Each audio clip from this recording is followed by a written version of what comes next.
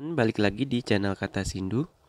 Untuk kesempatan kali ini kita akan melakukan compare suara dari speaker Zola ini dengan speaker JBL Go yang versi kedua. Kira-kira dari keduanya ini mana sih yang lebih unggul? Oke, sekian. Nanti kita cek bareng suaranya yuk.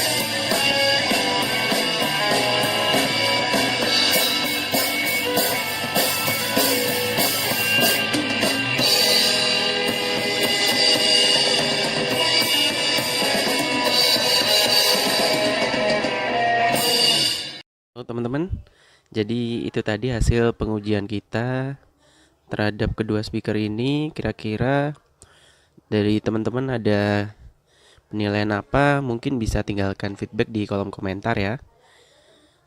Oke, jangan lupa untuk di-subscribe, like, dan di-share jika dirasa bermanfaat.